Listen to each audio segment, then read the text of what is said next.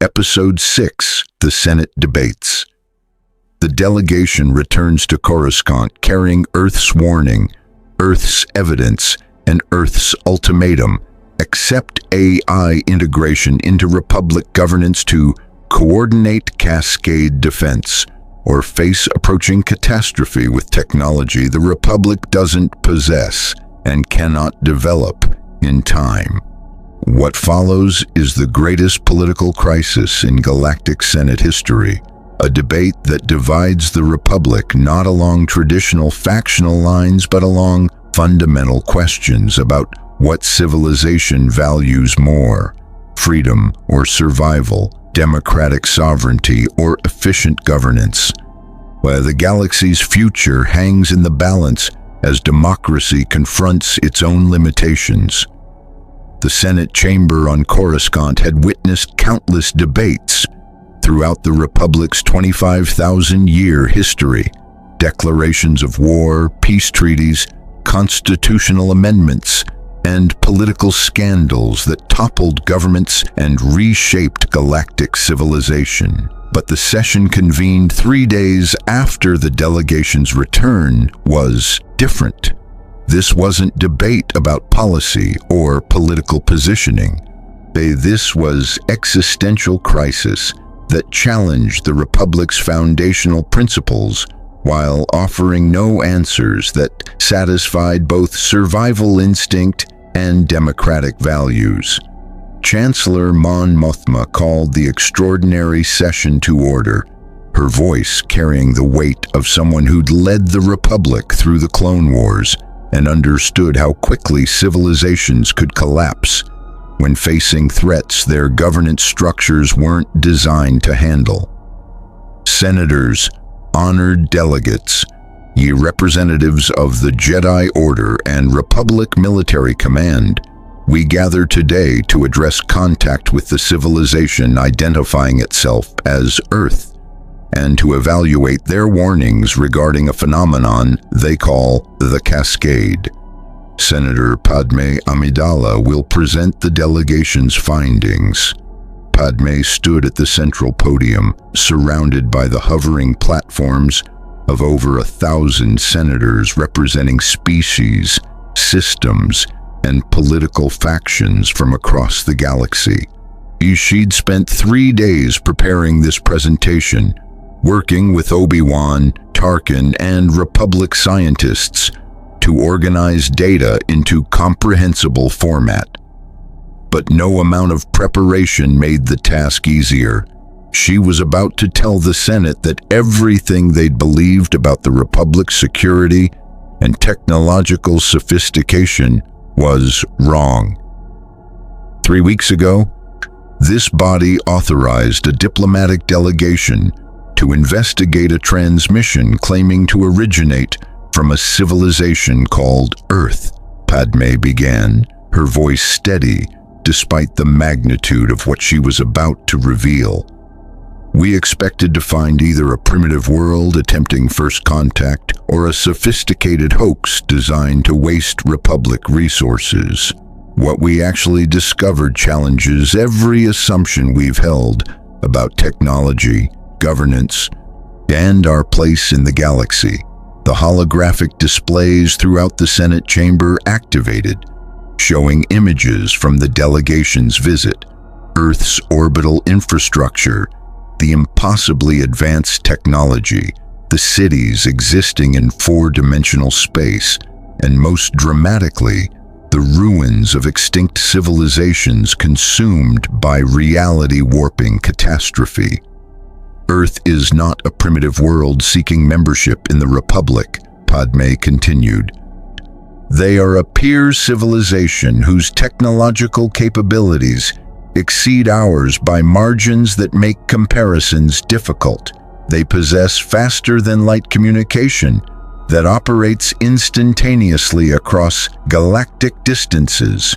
They generate energy by tapping quantum vacuum fluctuations at scales that make our fusion technology look primitive. They maintain planetary civilization under governance of artificial intelligence systems that coordinate resources with efficiency our democracy has never achieved. And most critically, they possess evidence that a galaxy-level catastrophe called the Cascade is approaching Republic space, arriving within 30 to 50 years, and that our current technology is completely inadequate to detect or survive its effects. The Senate chamber erupted in noise. Questions, protests, disbelief, and demands for clarification, all competing for priority. Mon Mothma called for order, and the chamber gradually quieted enough for Padme to continue. "I know this sounds impossible," Padme acknowledged.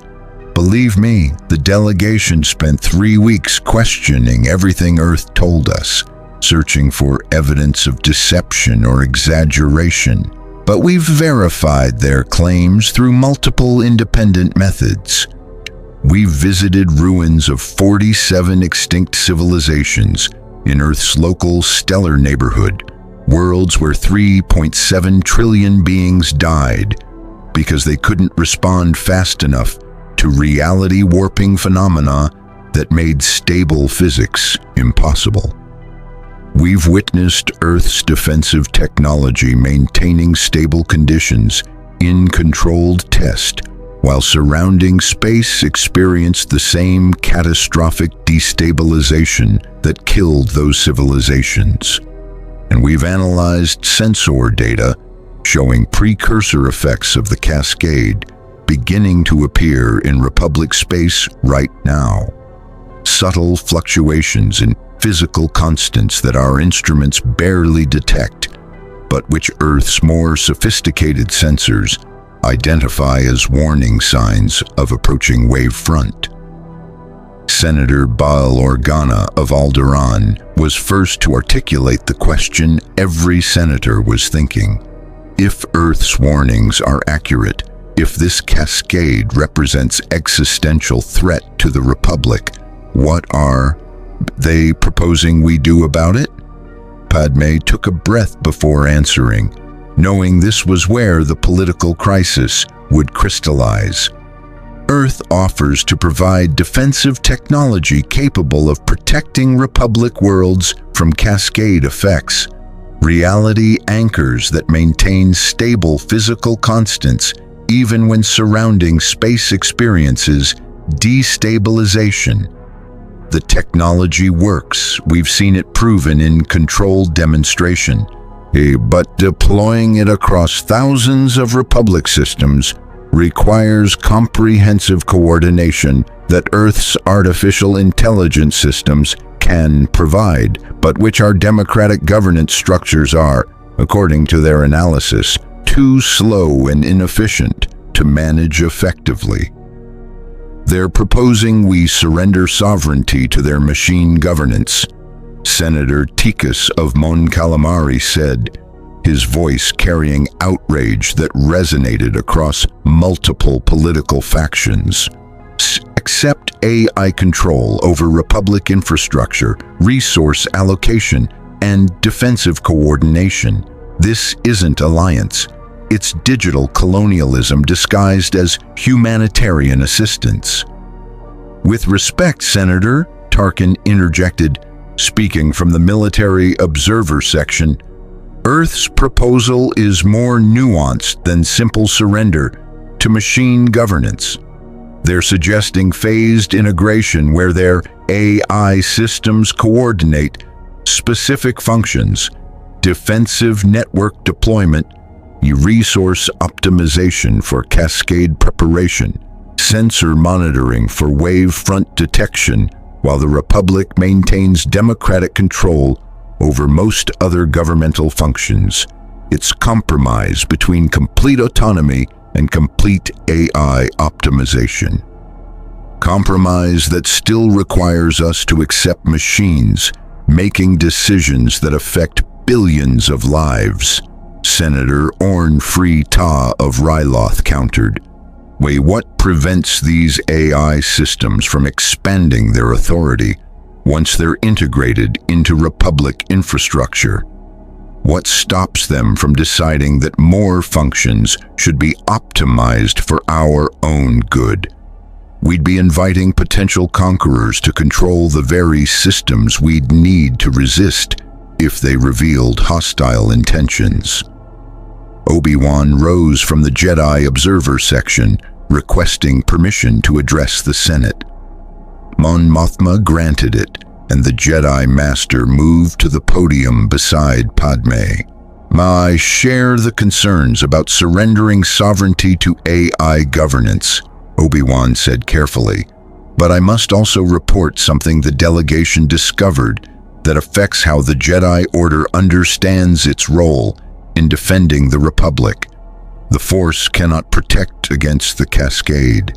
In Earth's territory and in the ruins we visited, Force abilities simply don't function, not suppressed, absent. As if the quantum interactions that produce Force phenomena become impossible when physical constants destabilize. This means the Order cannot rely on mystical connection to defend against this threat. We must accept that there are dangers operating at levels where the Force is irrelevant, where technology succeeds, where mysticism fails. The revelation sent shockwaves through the chamber. The Jedi Order was the Republic's ultimate defense against existential threats, peacekeepers whose Force abilities made them effective protectors against everything from criminal violence to Sith dark side corruption.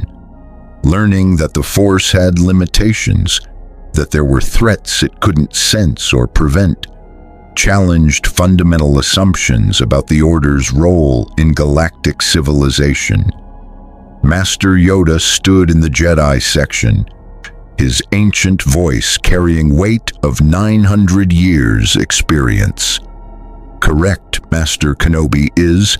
Witnessed this I have through our Force bond during your journey. Your presence became empty, not dark, not hidden, simply absent, as if the Force could not reach where you traveled. Troubling, this is, but also illuminating.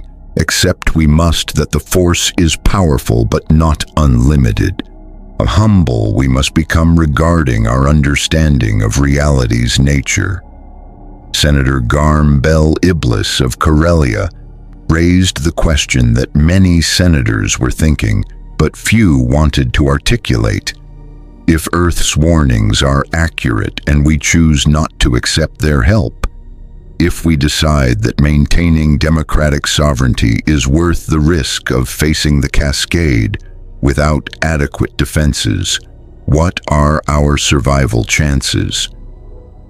Padme looked to the Republic scientists who'd analyzed Earth's data. And Chief Analyst Dr. Jira Menthis stepped forward to provide the grim calculation.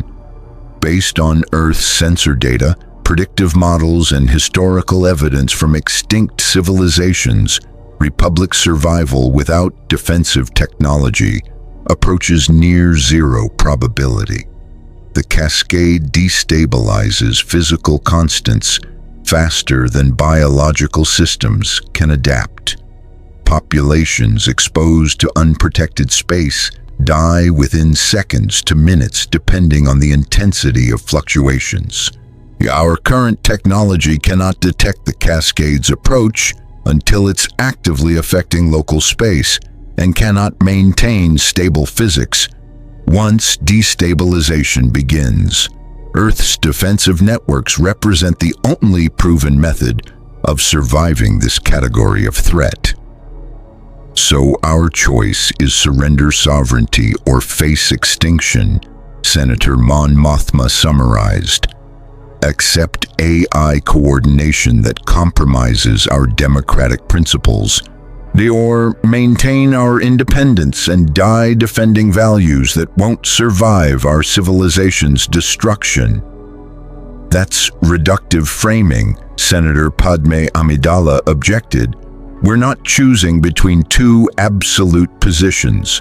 Earth has indicated willingness to negotiate terms, partial integration with oversight mechanisms, phased deployment that allows us to verify their technology works as advertised before committing fully, these safeguards preventing AI systems from expanding authority beyond what we explicitly authorize.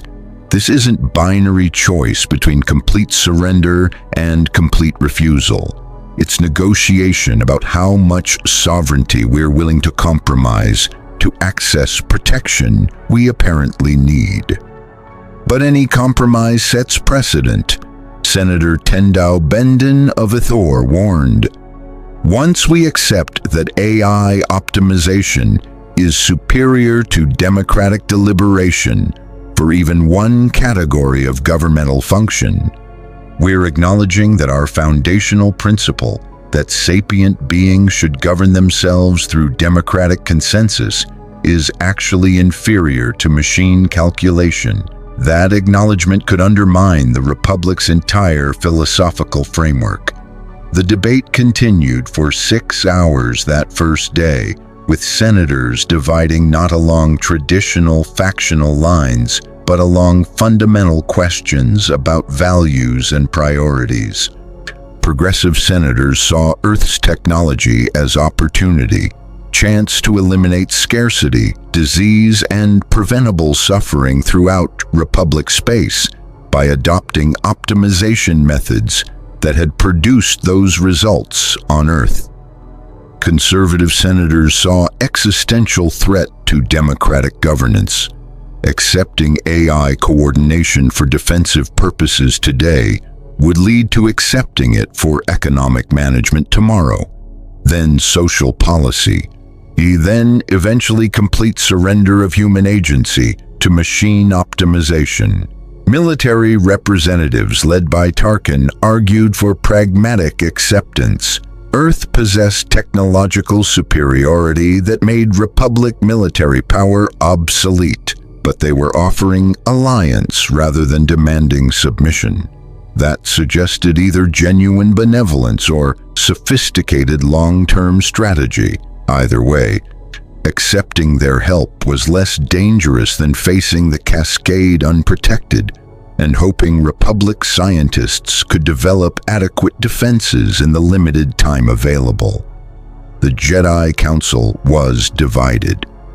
Yoda and Obi-Wan advocated accepting Earth's assistance while maintaining careful oversight, acknowledging that the Force's limitations required supplementing mysticism with technology. Mace Windu expressed concern that AI systems capable of disrupting Force abilities could be weaponized against Jedi if Alliance became adversarial. Ki-Adi-Mundi questioned whether Earth's warnings might be exaggerated, specifically to make the Republic dependent on technology they didn't understand and couldn't replicate. On the second day of debate, Senator Bail Organa proposed compromise framework that gained significant support.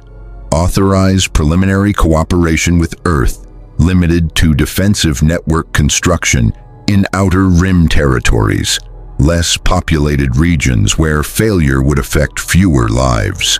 Deploy Earth's reality anchors in these test zones for 5-year trial period, monitoring both the technology's effectiveness and Earth's behavior as partner. If the trial succeeded without Earth attempting unauthorized expansion of their authority, gradually extend protected zones toward core worlds. If Earth proved untrustworthy or if their technology failed catastrophically, maintain defensive perimeter around core systems while evacuating outer rim populations. This approach allows us to verify Earth's claims with acceptable risk, Organa argued. Outer rim territories volunteer for trial participation in exchange for being first protected. Core worlds remain autonomous while watching how the partnership develops.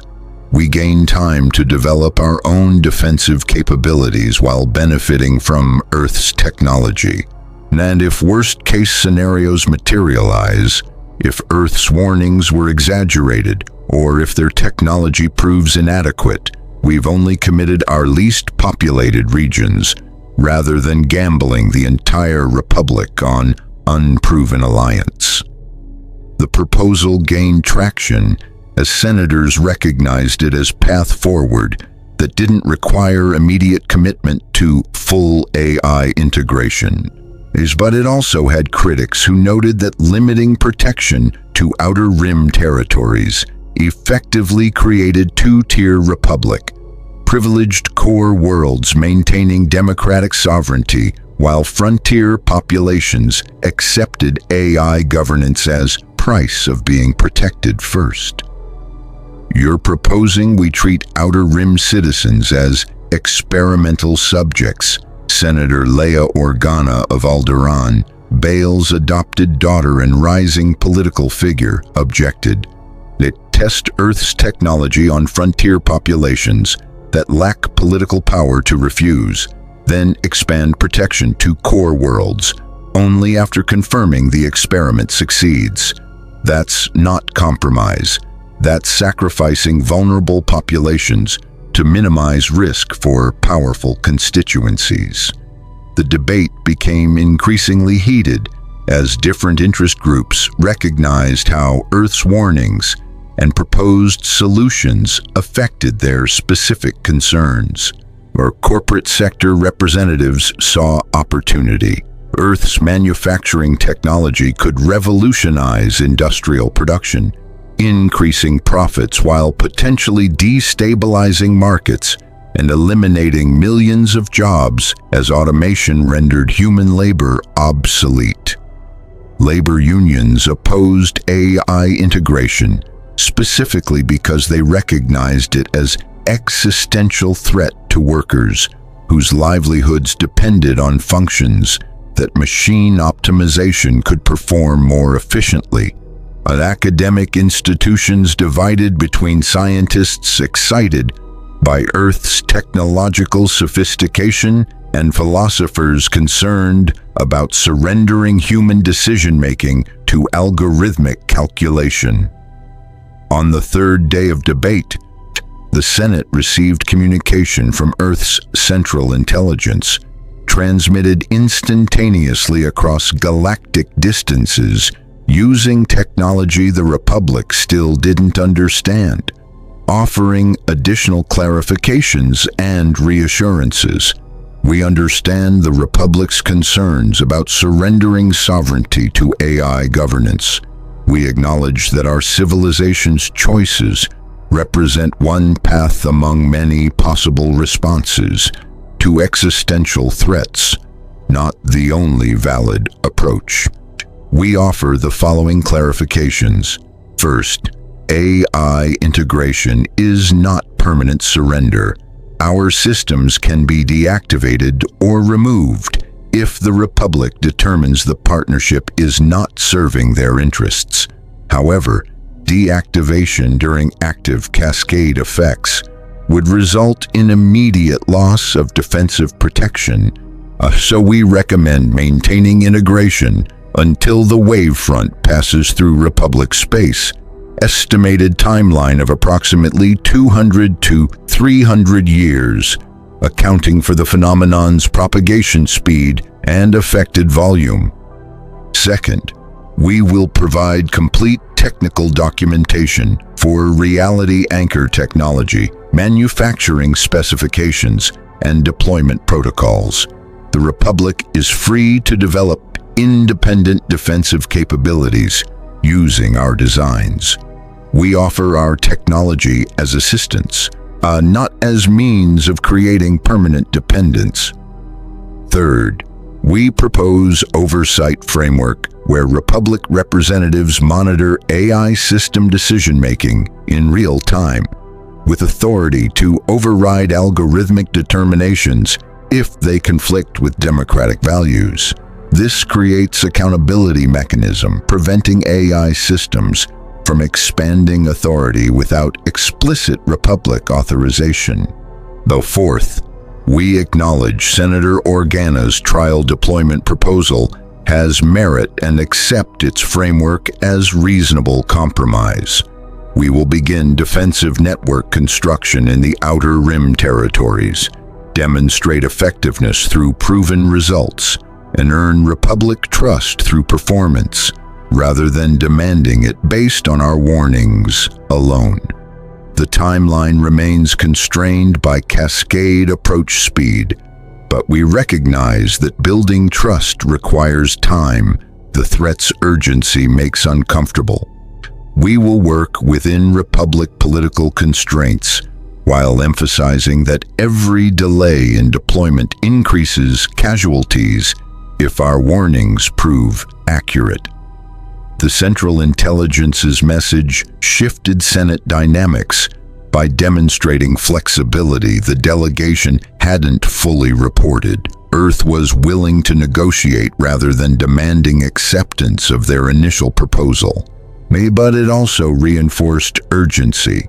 200 to 300 years of required AI integration meant multiple generations of Republic citizens living under systems that optimized their lives without their democratic consent.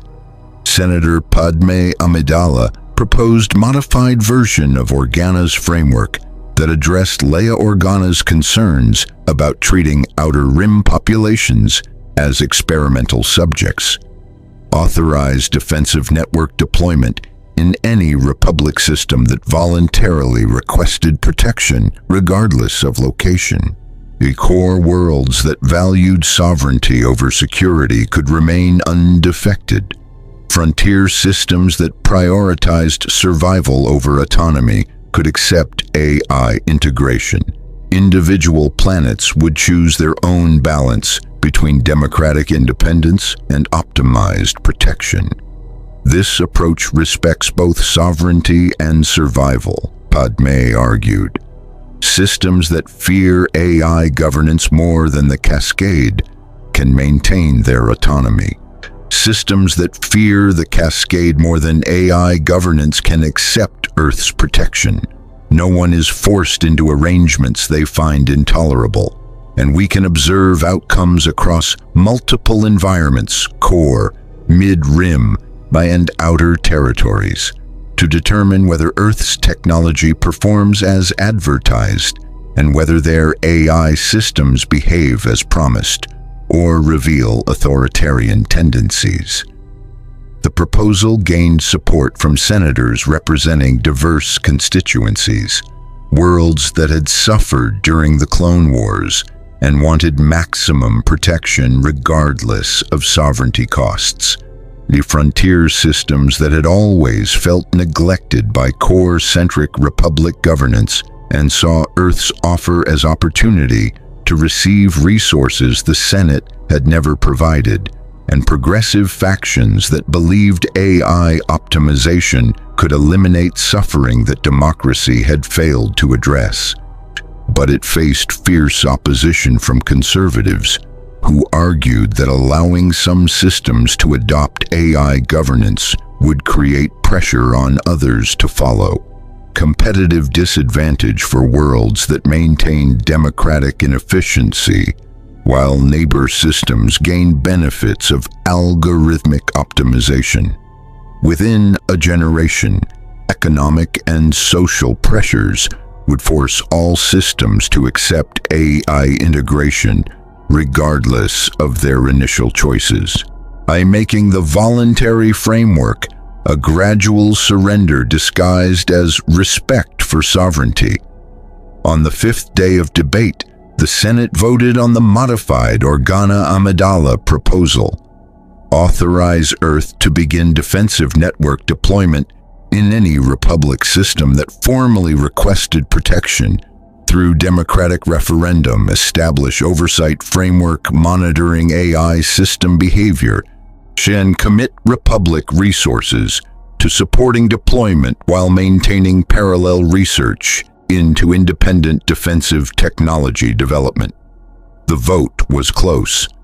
1,847 senators in favor, 1,634 opposed, 203 abstaining, but it passed with sufficient margin to authorize the partnership. The Republic would accept Earth's help while attempting to maintain democratic sovereignty through careful oversight and voluntary participation framework. A Chancellor Mon Mothma announced the decision. The Galactic Senate authorizes preliminary cooperation with Earth for deployment of cascade defensive networks in Republic systems that request such protection through legitimate democratic process. We acknowledge Earth's warnings appear credible based on available evidence. We accept that Republic technology is currently inadequate to address this category of threat independently. And we commit to building alliance with Earth, while maintaining vigilant oversight to ensure our democratic principles are preserved during the crisis. As senators filed out of the chamber following the historic vote, the divisions were clear. Some celebrating that the Republic had chosen survival over rigid ideology, others mourning what they saw as beginning of the end for democratic governance in galactic civilization. And many uncertain whether they'd made the right choice, but recognizing that uncertainty was inevitable when facing impossible decisions with incomplete information. Padme found Bail Organa in the Senate corridors, both of them exhausted from 5 days of continuous debate. "We did it," Padme said. "We authorized the partnership. Now we find out if we saved the Republic or surrendered it." "History will judge," Bail replied, "though I suspect the answer is both. We've saved the Republic from the cascade while changing it so fundamentally that future generations may not recognize the civilization we preserved as the democracy we thought we were protecting." In the Jedi Temple, Obi-Wan reported the vote's outcome to the Council while preparing for his next task, traveling to Outer Rim systems that had already indicated interest in requesting Earth's defensive networks, evaluating their readiness for AI integration, and providing guidance on maintaining Jedi oversight during the deployment process. "Changed, the Republic has," Yoda observed. "Whether for better or worse, time will reveal. But survived we have. The choice was made. Now we must ensure the path we've chosen leads somewhere worth reaching." And in Earth's solar system, 87,000 light-years from Coruscant, the Central Intelligence received notification of the Senate vote and immediately began mobilizing resources for the largest construction project in human history.